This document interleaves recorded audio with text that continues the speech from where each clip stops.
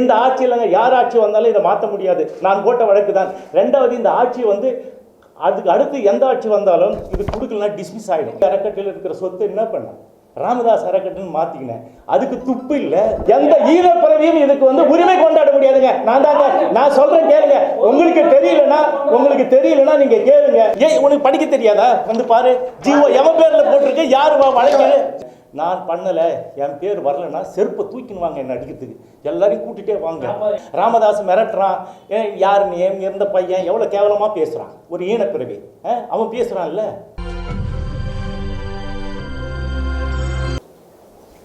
வணக்கம். வருகை தந்திருக்கின்ற அத்துணை பத்திரிகை நண்பர்களுக்கும் ஊடக நண்பர்களுக்கும் என்னுடைய அன்பான வணக்கங்களை நான் தெரிவித்துக் கொள்கிறேன்.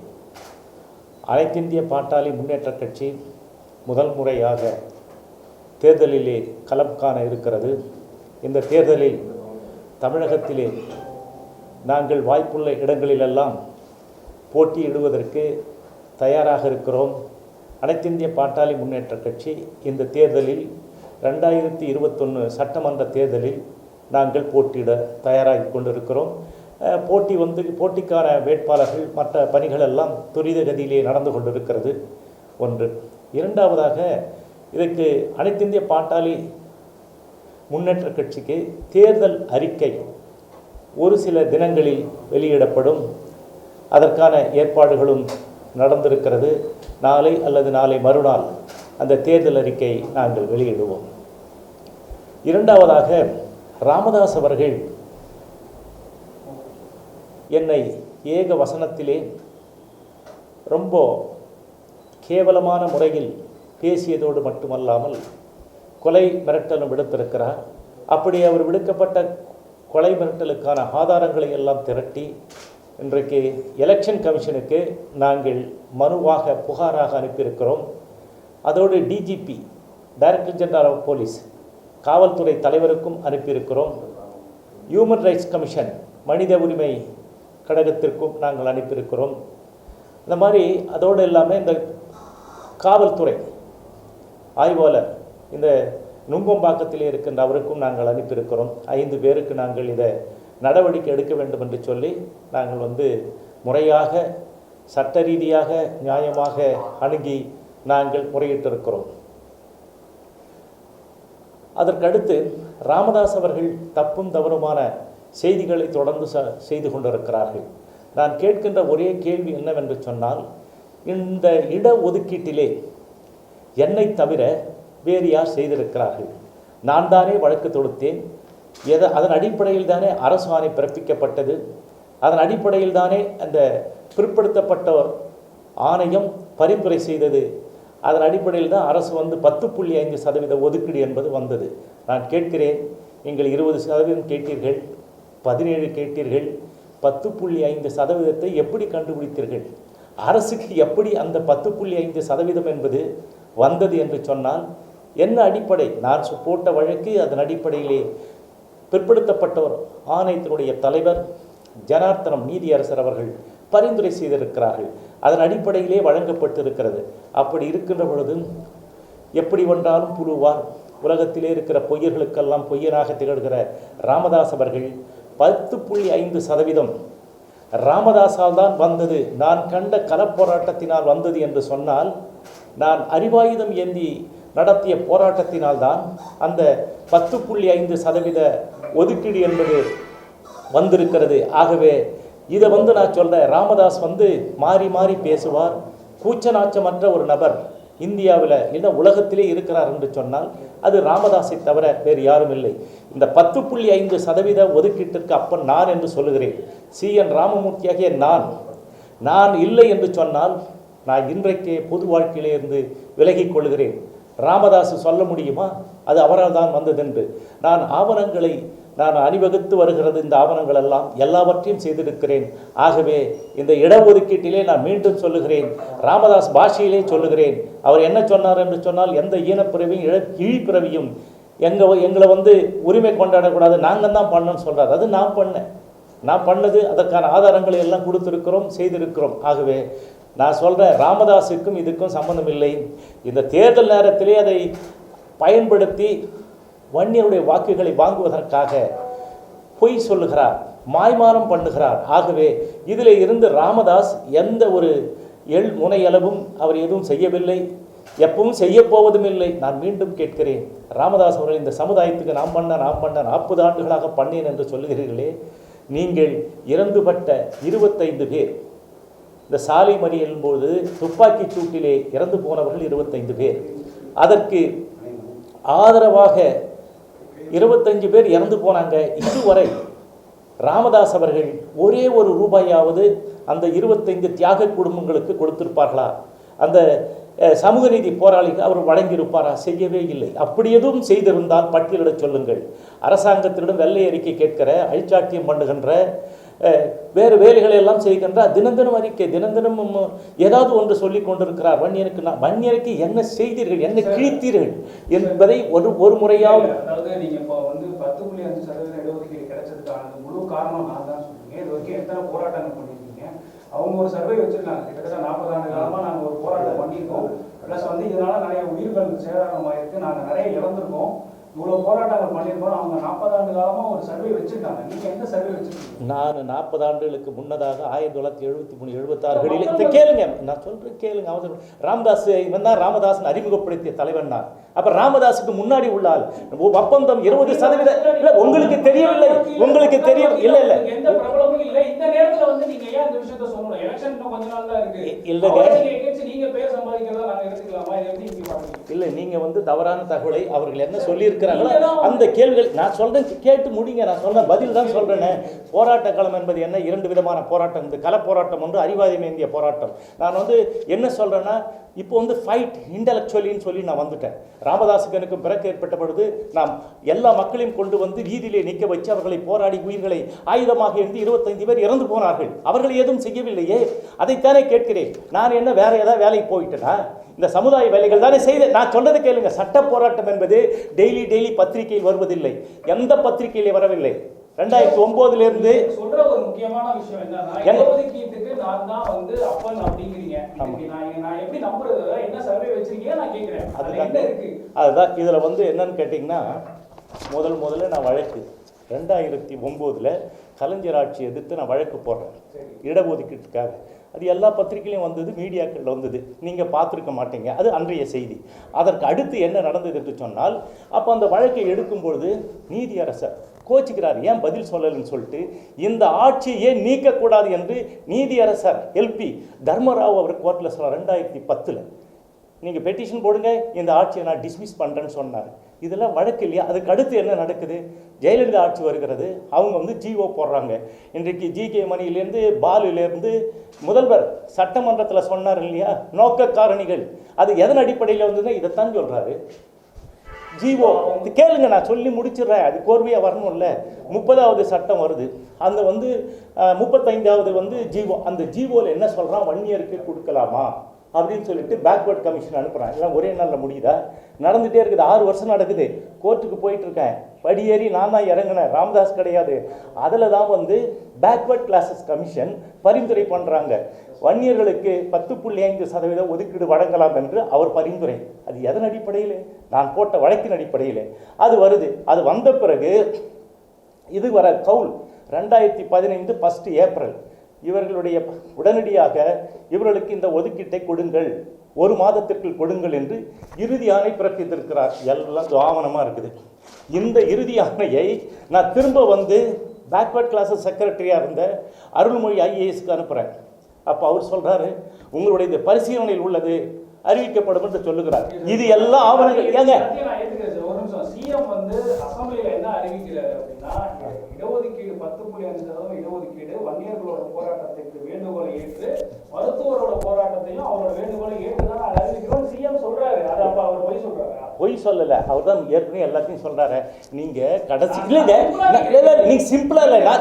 ஏங்க அவர் என்ன சட்டமன்றத்தில் இல்லைங்க, சட்டமன்றத்தில் அவர் சொல்றாரு, என்ன சொல்றாரு, இந்த ஜிஓ ஜெயலலிதா ஆட்சியில் பிறப்பிக்கப்பட்டதுன்னு சொல்கிறாரு. அடுத்தது வந்து பேக்வர்ட் கிளாஸஸ் கமிஷன் சொன்னார். அடுத்தது வந்து பாட்டாளி கட்சி ராமதாஸ் அவர்கள் கேட்டுக்கொண்டது, வன்னிய சங்கங்கள் கேட்டுக்கொண்டதுக்காக நான் இதை வெளியிடுறேன்னு சொன்னார். அது ஏன் நீங்கள் பார்க்க மாட்டேங்க? இல்ல ஏன் அவர் முக்கியமா சிஎம் வந்து மருத்துவர்கள் ஒரு பேரை சொல்றாரு, அவரே கிடையாது நான் தான் சொல்றீங்க. அப்ப சிஎம் ஏன் அந்த இடத்துல சொல்றாரு? அவர் கூட கூட்டணியில் இருக்கிறாரு. கூட்டணியில் இருந்தா என்ன பண்ணுவோம்? சிஎம் உங்களுக்கு ஆதரவா செயல்படலைங்கிறீங்களா? வேறு வழி இல்லாமல் இந்த ஆட்சியை நீக்க வேண்டும் என்று சொல்லி நீதிமன்றத்தில் வழக்கு போட்டேன். பிப்ரவரி 3ஆம் தேதி வழக்கு எடுக்கப்பட்டது. சொல்றது கேளுங்க. வழக்குக்கு வந்து நோட்டீஸ் கொடுத்தவொன்னே அதுக்காக போறாங்க. இல்லை என்றால் இந்த ஆட்சியில் யார் ஆட்சி வந்தாலும் இதை மாற்ற முடியாது. நான் போட்ட வழக்கு தான். ரெண்டாவது, இந்த ஆட்சி வந்து அதுக்கு அடுத்து எந்த ஆட்சி வந்தாலும் இது கொடுக்கலாம், டிஸ்மிஸ் ஆகிடும். கிட்டத்தட்ட ஒரு டிசம்பர் மாசம் கிட்டத்தட்ட ஒரு லட்சக்கணக்கான பேர் தமிழகம் முழுக்கும் போராட்டம் பண்றாங்க. அவங்க போராட்டத்தெல்லாம் வந்து ஏதோ ஒரு சம்பந்தமில்ல ஒரு சாதாரண ஒரு விஷயமா சொல்லி இல்லைங்க தலைவர் அப்படிங்கிறதுல இது எப்படி நாங்க ஏத்துக்கிறது? நீங்க கொஞ்சமாவது அறிவை பயன்படுத்துங்க. ரோட்ல வந்து வீதிக்கு வந்து 4 பேர் அடிக்கிறதுனால வந்துருவா? இல்ல இல்ல, நான் சொல்றதை நீங்க வந்து அசிங்கப்படுத்துறீங்களா? ரோட்ல வந்து கஷ்டப்படுற மக்கள் எல்லாம் வந்து அப்ப அறிவில்லாம அவங்க பண்றாங்க நீங்க நினைக்கிறீங்க? ஏங்க தற்குறிகள் கேளுங்க, வெத்து வேட்டுக்கள். நான் சொல்றது கேளுங்க. தற்குறிகள், வெத்து வேட்டுக்கள். இல்ல இல்ல, இவங்களெல்லாம் கூட்டு வந்து வெறி ஊட்டி நீங்க சண்டை போடுறீங்க இல்லைங்களா? அதுதான் சொல்றேன். நான் இப்ப நான் தெளிவா சொல்றேன். அவங்கள வந்து கூடும்போது என்ன சொன்னாங்க? அன்புமணி என்ன சொன்னாரு? எடப்பாடி போய் பார்த்துட்டு வந்து ஒரே நாளில் இந்த ஆட்சியை கவுத்துருவேன்னாரு. இல்லை இல்லை, ஒரு நிமிஷத்தில் கவுத்துருவேன்னு சொன்னார சொல்லிட்டு என்னங்க எங்கெல்லாம் போராட்டம், அவெல்லாம் யாரு கிடையாதுன்னு போயிட்டாரு. அவங்களுக்காக பேசிட்டு இருக்கீங்க. நீங்க வந்து மறைமுகமா நாங்க போராட்டம் பண்ணி முதல்வர்கிட்ட பேசி நீங்க இடஒதுக்கீடு வாங்கி கொடுத்தீங்க சொல்றீங்களா? அப்புறம் உங்களுக்கு நிறைய விவகாரங்கள் தெரியல. நான் வந்து போஸ்ட் ஆபீஸ்ல போய் தமிழ்நாடு முழுக்க இருக்கிறவங்களுக்கு தபால்ல போட்டு நீங்க எங்க போனீங்க? எத்தனை பிரஸ் மீட் நீங்க வந்திருக்கீங்க? எத்தனை புத்தகம்? 32 புத்தகம் எழுதிருக்க. நான் சொல்றேன் கேளு. எல்லா லைப்ரரி ஏங்க உனக்கு வந்து தனிப்பட்ட விஷயத்துல இருந்து நான் என்ன கேட்கிறேன் அப்படின்னா, நீங்க சொல்றீங்களா தேர்தலுக்காக அவங்க அந்த விஷயத்தை பயன்படுத்துறாங்க அப்படின்ட்டு நான் கேட்கலாமே. நீங்க தேர்தலுக்காக இவங்கள இடஒதுக்கீடு வந்து நான் தான் பெற்று தந்தேன் பேசலாமே. அதை நான் எப்படி எடுத்துக்கிறேன்? ஒரு நிமிஷம். 3 வழக்கு போட்டேன். முதல் வழக்கு வந்து பொது சொத்து வாரியம் 10 லட்சம் கோடி ரூபாய் 103 அறக்கட்டளை ஒன்றாக்கி சேர்த்தது. அதிலே ராமதாஸ் அறக்கட்டளை 58. எங்கே போனாரு? நான் தானே சட்டமாக்கினேன். ஜனாதிபதி கையெழுத்து போட்டு பிப்ரவரி 4ஆம் தேதி சட்டமாயிருக்கு. இந்தியாவில் ஃபர்ஸ்ட் கைண்ட் இந்த கண்ட்ரி 44வது சட்டம். நீ 58வது சட்டத்தை உன்னுடைய சொத்து இருக்குல்ல, வன்னியர் கல்வி அறக்கட்டளை, அந்த வன்னியர் கல்வி அறக்கட்டளையில் இருக்கிற சொத்து என்ன பண்ண? ராமதாஸ் அறக்கட்டளைன்னு மாத்திக்கினேன். அதுக்கு துப்பு இல்ல. நீ ஒரு சத்திரியன். நான் கேட்கிறேன் இல்லங்க, நான் என்ன சொல்றேன், பொதுமக்கள் மத்தியில அவங்க போராடி பெற்று தந்த இடஒதுக்கீடை நீங்க கேவலமா பண்றீங்கன்னு நான் சொல்றேன். எங்க விட்டே வரலையா? 7 கேட்டை பூட்டிட்டு நான் உள்ள இருக்கேன். காக்கா நீங்க இத்தனை வருஷமா வரவே இல்லைங்க. இல்ல உனக்கு தெரியாது. நான் சொல்றேன் அனல் பண்ணி இல்ல கேளு. நான் பாருங்க, உனக்கு நிச்சயமா தெரியாது. இல்ல இல்ல, நீ என்ன சொல்றேன், நீங்க வந்து தேர்தலுக்காக இந்த விஷயத்தை பண்றீங்கன்னு நான் சொல்றேன். நீங்க சொல்றதை நான் ஏத்துக்க முடியும். நீங்க ஏத்துக்காத ஒண்ணு. நான் விளக்கம் சொல்ல வேண்டியது என்னுடைய கடமை. நான் சொல்றேன். நான் வந்து என்ன சொல்றேன் கேளுங்க. நான் வந்து போராட்டம் பண்ணலையா? எதுக்கெல்லாம் போராட்டம் பண்ணிருக்கேன் தெரியுமா? போராட்டம் பண்ணது எனக்கு தெரியல. என்ன ஆதாரம் வச்சிருக்கீங்க சொல்லுங்க. போராட்டம் நீங்க இறங்கி போராட்டம் பண்ண நீங்க என்ன சொல்றீங்க? போராட்டம் வந்து நான் கீழ்த்தனமா மக்கள் மத்தியில இறங்கி ரோட்ல நின்னு அராஜகம் பண்ணி போராட்டம் பண்ண மாட்டேன்னு சொல்றீங்க. அப்படி போராட்டம் பண்ணலாம் நீங்க கேட்கணும் இழிவா நினைக்கிறீங்களா? அப்படி போராட்டம் பண்ணக்கூடாது. எத்தனை பேர் அந்த மாதிரி போராட்டம் பண்ணி என்னுடைய போராட்டம் வந்து அறிவாயுதம் என்கிற போராட்டம். நான் சொல்லிட்டேன். இல்ல வச்சுக்கோங்க, அது உங்களோட விஷயம். ஆனா இந்த மாதிரி போராட்டம் பண்ணி ஒரு விஷயம் நடந்து முடிச்சிருக்கு, இடஒதுக்கீடு பெற்று கொடுத்துட்டாங்க. யாரால கத்து கொடுத்தாங்க? எந்த ஈழப்பிறவியும் இதுக்கு வந்து உரிமை கொண்டாட முடியாதுங்க. நான் சொல்றேன் கேளுங்க. உங்களுக்கு தெரியலன்னா நீங்க கேளுங்க. நீங்க படிச்சு பாருங்க புத்தகத்தை. சப்போர்ட் இருக்கு அவருக்கு. அவங்க தான் ஏத்துக்கறாங்க. அவங்க இடஒதுக்கீடு இவங்க தான் எனக்கு பெற்று வந்து வாங்கி கொடுத்துட்டாங்க அவங்க சொல்றாங்க. நீங்க வந்து ஒரு 4 பேரை வச்சுக்கிட்டு நீங்க இந்த மாதிரி சொல்றதை நாங்க எப்படி ஏத்துக்க முடியும்? ஏத்துக்காதீங்க. இருப்பா, சட்டம் சொல்லும்பா. நான் வந்து சட்டத்தினுடைய ஆட்சி நடக்குது இல்ல ஏங்க. என்னால வரப்போது இப்ப கோர்ட்ல கேஸ் போட்டிருக்காங்கல்ல, கேஸ் போட்டோன்னு என்ன சொல்லுவாங்க பதிலு? ராமதாஸ் கேஸ் போட்டு அந்த இடஒதுக்கீடு திரும்ப பெறதுக்கு செல்லுபடி ஆகாதுன்னு சொல்லி நேத்து கேஸ் வந்துருச்சு. 8 வாரம் தள்ளி கேஸ் நடக்குது. 8 வாரத்துக்கு அப்புறம் பதில் சொல்ல சொல்லியிருக்காங்க அரசாங்கத்தை. அந்த 8 வாரத்துல பதில் என்ன சொல்ல அரசாங்கம்? என்ன சொல்லுங்க? CN ராமூர்த்தி அவர்கள் கொடுத்த வழக்கு, அதன் அடிப்படையிலே போடப்பட்ட அரசு ஆணை, அதன் அடிப்படையிலே பிறப்பிக்கப்பட்ட சொல்ல கோர்ட்ல தான் சொல்லுவாங்க. நீ கேட்டா சொல்லு.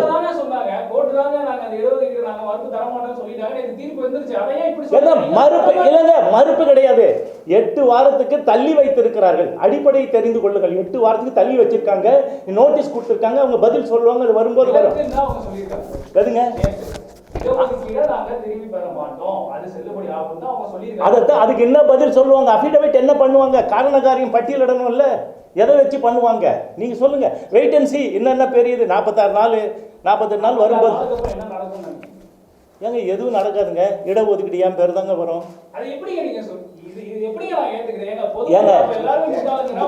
இல்ல இல்ல IAS ஆபீசர் எனக்கு கொடுத்த கடிதம் முட்டாளா? இது முட்டாள்தனமா? இந்தியாவில் இருக்கிற ஆந்திரபாலஜிக்கல் சர்வே கொடுத்தது முட்டாள்தனமா? இது இப்போ கவுல் ஃபைனல் ஆர்டர் போட்டு கொடுத்துருக்காரு. இது முட்டாள்தனமா? இதெல்லாம் இல்லை, அரசு தானே. எனக்கு பேக்வர்ட் கிளாஸஸ் கமிஷன் கொடுத்துருக்கான். பேக்வர்ட் இதை கேளுங்க. இது முட்டாள்தனமா? நான் போட்ட வழக்கு முட்டாள்தனமா? இல்லை இல்லை, நீங்க கேட்கறதுக்கு நான் பதில் சொல்ல. நீங்க போட்ட இது முட்டாள்தனம் இல்லைங்க. இருப்பா, இது முட்டாள்தனமா? ஏன் உனக்கு படிக்க தெரியாதா?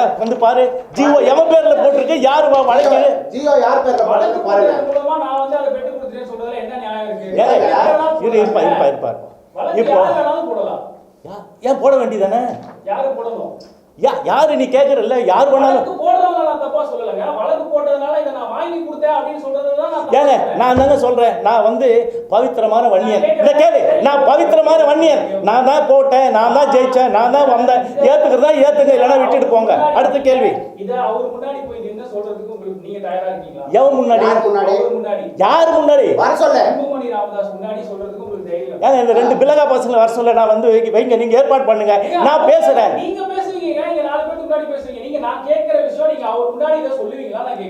இன்னும் முன்னாடி நான் எங்க வந்தாலும் சொல்லுவேன். நான் தானே ஜெயிச்சேன். அவங்களுக்கு எங்க ஏன்பா நீ அங்க போய் கேள. இங்க கேக்குறல்ல, இவர் சொல்றாருன்னு. இது போதும். இல்ல ஏங்க ஊரை கூட்டின்னு போய் ஞாயிற்றுக்கிழமை வர்றாள் ராமதாஸ் தான் அப்படின்னு சொல்லி அறிமுகப்படுத்திய தலைவன் நான். இடஒதுக்கீடு 89 கையெழுத்து போட்டவன் நான். இப்ப நீங்க சொன்னீங்களே CNR இப்ப தெரியுது இல்ல, கேவலமா. நான் சமுதாயத்துக்கு சேவை செய்யறவங்க. எனக்கு அவங்கள பத்தி ஒரு பொருள் போராட்டம் பண்ணிருக்காங்க. போராட்டம் பண்ணவங்களை இழிவுபடுத்தி நான் தான் பெரிய ஆளா இருக்கேன், நான் தான் அவரை கொண்டு வந்திருக்கேன் முன்னாடி சொல்றது எப்படி ஏத்துப்பாங்க? நான் தமிழ்நாட்டில் ஏகப்பட்ட வன்னியர்கள் இருக்காங்க. அவங்கள எல்லாத்தையுமே நீங்க இல்ல நான் தான் தலைவர்னு சொன்னா அது எப்படி ஏத்துக்கிறது? நான் தலைவர் இல்ல ஒரு 10 பேர் சேர்ந்து இவங்க தான் ராமதாஸ் இன்ட்ரோ듀ஸ் பண்ணிட்டா சொல்லட்டும் சார், சொல்ல வைங்க பாப்போம். இல்லங்க இல்ல இல்ல அடுத்த கூட்டம் வருது. ஏங்க சமுதாயம் இல்லங்க நான் சொல்லலாங்க. நான் தான் இடஒதுக்கீடு கொடுத்தா சொல்லலாம். ஒரு பொதுமக்கள் தான் நம்பணும். பொதுமக்கள் தான் அவங்களுக்கு ராஜா. அவங்க தலைவர் தான் அவரை வச்சிருக்காங்க. அவங்க தான் எல்லாம் பண்ணி கொடுத்தா அவங்க ஏத்துக்கிறாங்க. நான் நீங்க மறுப்பு தெரிவிக்க நான் சொல்ல வரல. ஆனா இதுக்கு நான் தான் காரணம்னு ஒரு 3 பேருக்கு மட்டும் வச்சுட்டு நீங்க சொல்றதை என்னால ஏத்துக்க முடியாது. அதை ஏத்துப்பாங்க பொதுமக்கள். இதை கேளுங்க, ஏத்துக்கிறவங்க ஏத்துக்காத, நீங்க அமைதியா இருங்க. தேர்தல் வரட்டும், கோர்ட் நடக்குது, கோர்ட்ல சப்மிட் பண்றானா இல்லையான்னு சொல்லுங்க. என் பொது வாழ்க்கையிலேருந்து விலகிறேங்க. இதை நான் வாங்கி தரவில்லை என்று சொன்னால் நீங்க கேட்கலாம். செருப்பத்துக்குன்னு கேளுங்க. நீ சொன்னீங்க பிரஸ் கிளப்ல உன் பேரே வரலையே, உனக்கு வரலையேன்னு சொன்ன இல்ல. நான் சொல்ல நான் தான் போராட்டம் பண்ணீங்க. எத்தனை பேர் போராட்டம் பண்ணீங்க? எத்தனை பேர் நீங்க ஜெயிலுக்கு போயிருக்கீங்க? இந்த போராட்டத்தால நீங்க சொல்றீங்க நான் பண்ணாத போற எம்ஜிஆருக்கு அந்த காலத்துல பட்ட என்ன பண்றேன்? நான் கருப்பு கொடி காமிச்சு கூட்டல. இல்ல இல்ல அதெல்லாம் இடஒதுக்கீடுல தானே வருது. நான் நிறைய சொல்றேன், இப்ப தெளிவா சொல்றேன். அக்டோபர் 12ஆம் தேதி நான் தான் முதல்ல பேண்டமிக் பீரியட்ல உண்ணாவிரதம் நடத்தினேன். இந்த எங்க விருந்தினர் மாளிகையில் அப்போ வந்தது. அப்போ என்னாச்சா, பேண்டமிக்கில் உண்ணாவிரதம் இருக்கக்கூடாதுன்னு சொல்லிட்டு ஆர்ப்பாட்டமாக கன்வெர்ட் பண்ணாங்க. ஆர்ப்பாட்டமாக கன்வெர்ட் பண்ணி நான் இதை தான் சொன்னேன், இடஒதுக்கீடு கொடுக்கணும், இல்லைன்னா நான் கோர்ட்டு கேஸ் போவேன்னு சொன்னேன். அவ்வளோதான் நடந்தது. இல்லை ஏன் முதல்வரை பார்த்து நான்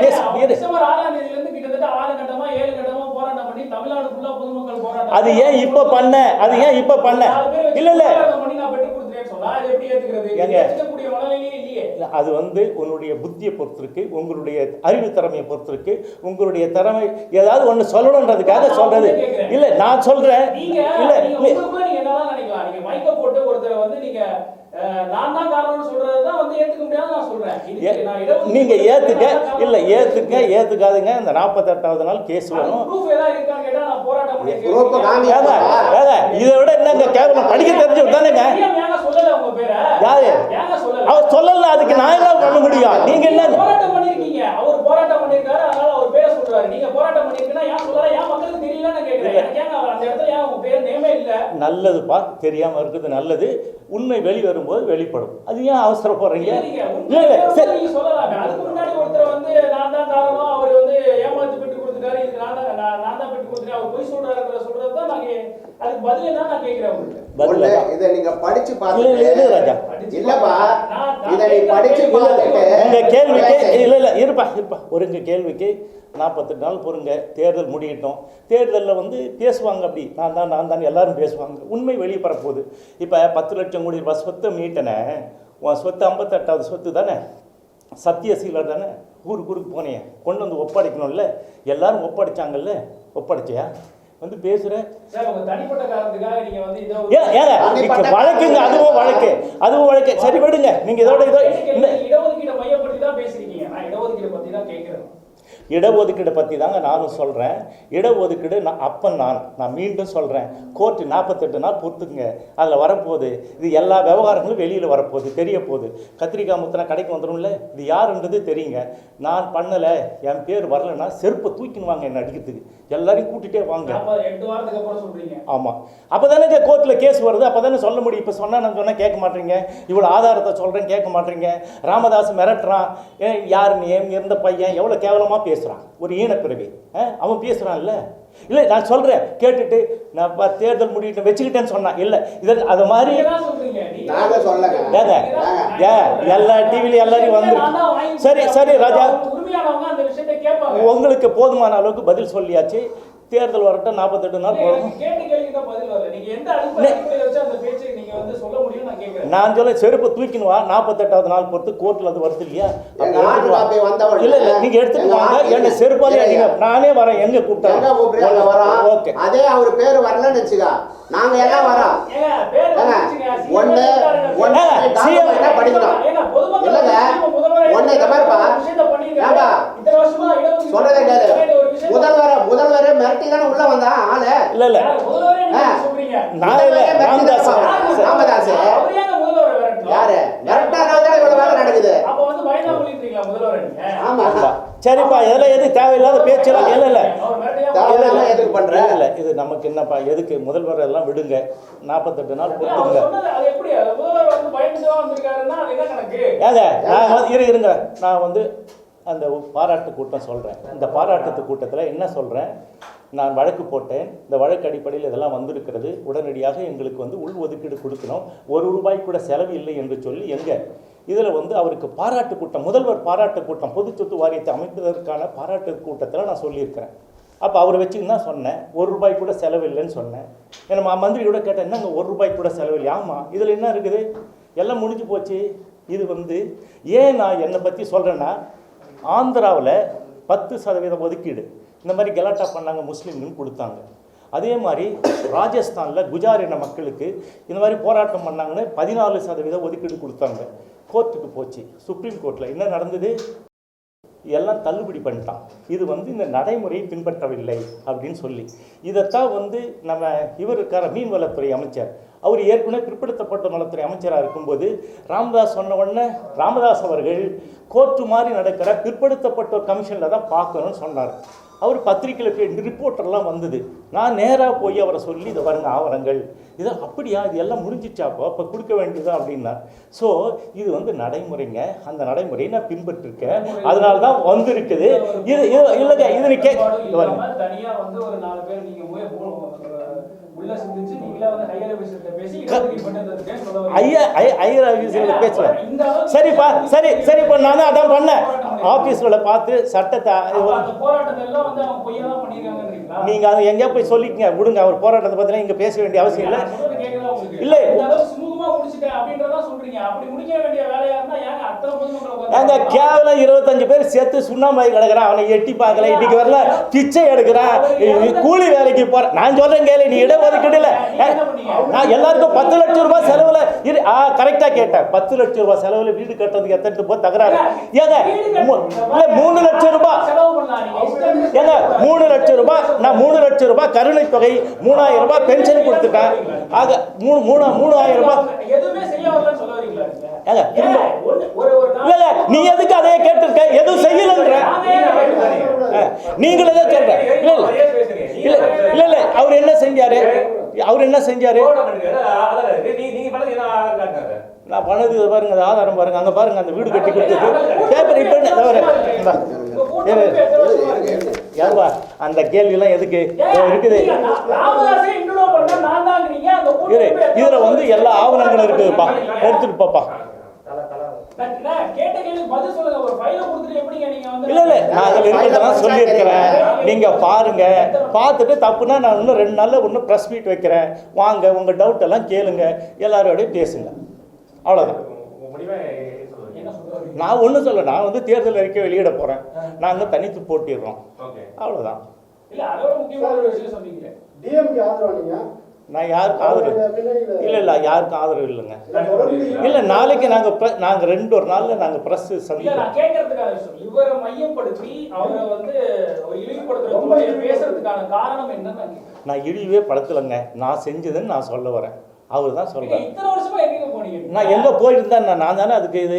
நீங்க வாங்க, அதை பாருங்க, அதை பார்த்துட்டு தயவு செய்து படிச்சுட்டு நீங்க கேள்வி கேளுங்க. படிக்காம எதுவும் தெரியாம நாங்க இங்க கேள்வி கேட்கிறோம். நான் கேட்கறது பொதுவா ஒரு கேள்வி, பொதுமக்களுக்கு புரியுற மாதிரி ஒரு கேள்வி கேட்கிறேன். சரி, சரிங்க, எடுத்துருங்க, அதோட நம்ம பார்த்துக்கலாம். 10.5 அந்த ரிசர்வேஷனுக்கு தடை வைக்க முடியாது, அதுக்கு எதிராக வழக்கு தொடர எந்த ஆதாரமும் இல்லைன்னு சென்னை உயர்நீதிமன்றம் சொல்லியிருக்கு. அதுல உங்க நிலைப்பாடுங்க? இல்லைங்க, அது வந்து சென்னை உயர்நீதிமன்றம் 8 வாரம் கழிச்சு பதில் சொல்ல சொல்லியிருக்காங்க. இதை கேளுங்க. தடை விதிக்க முடியாது, தடை விதிக்கிறதுக்கான போதுமான ஆதாரங்கள் இல்லைன்னு சொல்லிட்டாங்க. 8 வாரம் பதிலளிக்கிறது என்னன்னா, இது குறித்து மத்திய அரசு மாநில அரசு பதில் அளிக்கணும். அது வந்து நார்மல் நடக்கிறது தான். இப்ப தடை விதிக்க மறுத்திருக்காங்க, எந்த ஆதாரமும் இல்ல, தடை விதிக்கிறதுக்கான போதுமான ஆதாரங்கள் இல்ல அப்படின்னு சொல்லியிருக்காங்க. இதை பத்தி உங்க கருத்துங்க? அதாவதுங்க, இப்ப அரசாங்கம் போட்டதுக்கு 8 வாரம் தள்ளி வச்சிருக்காங்க. அப்போ இவருக்கால விஜய் நாராயண் அட்வொகேட் ஜெனரல் அப்போ வந்து எல்லாருக்கும் கொடுத்துருக்கிறாரு. இது வந்து இது மாதிரி வந்து நோட்டீஸ் அனுப்புறது கேளுங்க. அதில் வந்து இந்த மாதிரி நடைமுறைகள் ஏற்கனவே வழக்கு போடப்பட்டது, ஜிஓ போடப்பட்டது, பிற்படுத்தப்பட்ட ஒரு ஆணையம் வந்து இதை செஞ்சுருக்குன்றது அரசாங்கம் அஃபிடவிட் ஃபைல் பண்ணணும். அப்படி இருந்தால் தான் இது வந்து நடைமுறைக்கு வரும். அதைத்தான் எங்களுடைய இது, அதை வந்து அரசாங்கம் சொல்லும். இல்லை, அரசாங்கம் வந்து என்ன சொல்லணும்னா, எந்த அடிப்படையில் நீங்க கொடுத்தீங்கன்னு கேட்குறாங்க, அதை அவங்க சொல்லுவாங்க, அது ஓகே. இப்போ தடை விதிக்க மறுத்துக்காங்க, அதுல உங்க கருத்து என்ன? அதுல சொல்லுங்க.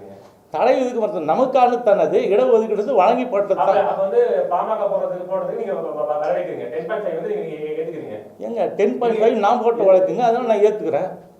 நான் வழக்கின் அடிப்படையில் வந்தது. இந்த வழக்கு நீங்க போடல, இப்ப கூட வழக்கு நீங்க போடல. ஏங்க வழக்கு, இந்த வழக்கு தாங்க காரணம் காமிப்பாங்க யாரு?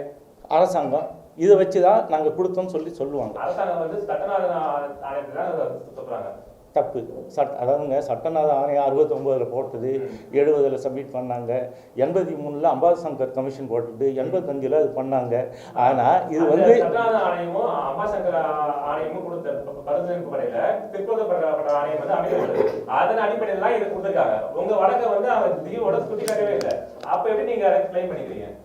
தயவு செய்து வழக்கு இல்லைங்க, உங்க சொன்னது எல்லாம் என்னுடைய ஜீவா தான், என்னுடைய ஜீவா தாங்க.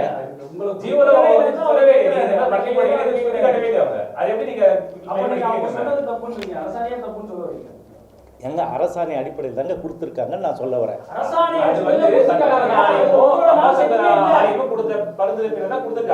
அப்படி இல்லை இல்லை இல்லை ஒரு சின்ன இல்லை இல்லை இல்லை இல்லை இல்லை இல்லை நீங்க இல்லை இல்லை இன்னைக்கு ஒன்றும் இல்லைங்க. இந்த சட்டநாதன் கமிஷன் என்பது தனிநபர் கமிஷன், அம்பாசங்கர் கமிஷன் என்பது தனிநபர் கமிஷன். ஆனால் சுப்ரீம் கோர்ட்டில் இந்த இது இருக்கு இல்லைங்களா, அந்த சென்ட்ரல் கவர்மெண்ட் எல்லாம் போட்டு ஓபிசி எல்லாம் பண்ணாங்க இல்லைங்களா? சொல்றீங்களா? இல்லை அந்த இது இருக்கு இல்லைங்களா, அது வந்து சுப்ரீம் கோர்ட் டைரக்ஷனில் ஒவ்வொரு மாநிலத்திலும் மண்டல் கமிஷன் பரிந்துரை பிரகாரம் ஒரு பேக்வர்ட் கிளாஸஸ் கமிஷன் இருக்குது. அந்த பேக்வர்ட் கிளாஸஸ் கமிஷன் தான் இடஒதுக்கீடு ஆல்டர் பண்ண முடியும். அவங்க தான் ஆல்டர் பண்ணியிருக்காங்க. அதுக்கான வழிவகை தான் நான் செஞ்சுருக்கிறேன். அதை தான் நான் சொல்கிறேன். இது வந்து தான் அரசு இல்லைங்க, இது அரசு இதனுடையது அட்டானமஸ் பாடி. இது வந்து என்ன சொல்கிறதுங்க, கான்ஸ்டியூஷனல் அத்தாரிட்டி. இந்த ஏற்கனவே 2 பேர் போட்டாங்கன்னு சொன்னீங்களா, சட்டநாதா, அம்பாசங்கர், அவங்களாம் தனிநபர் கமிஷன் தனியாக போட்டு கொடுத்த பரிந்துரை. இது மட்டும் கரெக்டுங்க. ஏதோ இல்லை இப்போ இது ஆமாம்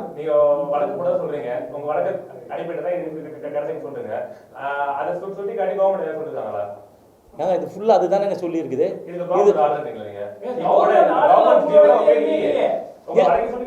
இப்படி கொடுங்க, நான் காமிக்கிறேன் எங்கே இருக்குது என்னுடைய ரிட் பெட்டிஷன் எங்கே இருக்குதுன்னு காமிக்கிறேன். கொடுங்க. தப்பா சொல்கிறீங்க, நீங்கள் பார்க்கல. இது யாருடைய பாருங்க, இது வந்து நான் போடுறேங்க 140/25 ஃபைல் பண்ணுறேன். இல்லை அழைக்கல, ஜிஓவில் எங்கே இருக்குது? இப்போ இல்லை, முன்னாடி போட்ட ஜிஓ 140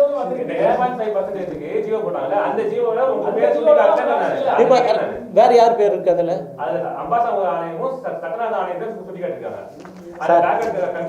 இது வந்து நம்ம அறிஞர்களோட விவரமானவங்களோட டிஸ்கஸ் பண்ணுவோம். நீங்கள் வந்து உங்களுக்கு இல்லை எனக்கு இல்லை நான் என்ன சொல்கிறேன்னா, நீங்கள் வந்து வெயிட் பண்ணுங்கள். 48வது நாள் வந்து கோர்ட்டில் என்ன மாதிரி ஃபைல் பண்ணுறான்னு பாருங்கள். அதை பார்த்துட்டு வந்து கேளுங்க. ஏங்க நான் ஏங்க அது வரும்போது ஏங்க எனக்கு வந்து ஏங்க 10.5% நான் போட்ட வழக்கின் அடிப்படையில் ஜிஓ பிரகாரம் அவங்க கொடுத்துருக்காங்கன்றதை நான் சொல்கிறேன். அதுக்குதான் அத்தாரிட்டி. அது என் பேர் இல்லைன்னா ஏங்க என் பேர் இல்லைன்னா அதுக்கு என்ன பண்ணுறது? அவர் பேர் இருக்குதா? வேற யார் பேர் இருக்குது? சட்டநாத ஆணையமும் அம்பாசங்கர் ஆணையம் மட்டும் தான் இருக்கின்றேன். நான் உங்க வழக்கை சுட்டி காட்டுன்னு சொல்றேன், நீங்க ஒத்துக்க மாட்டீங்க. இல்லைங்க, தப்புங்க, முழுக்க தப்பு. நீங்கள் தப்பாக பேசுகிறீங்க. சந்தோஷம், நம்ம அடுத்த ப்ரெஸ் மீட்டில் பார்ப்போம். சரி, ஓகே சார், தேங்க்யூ, நன்றி.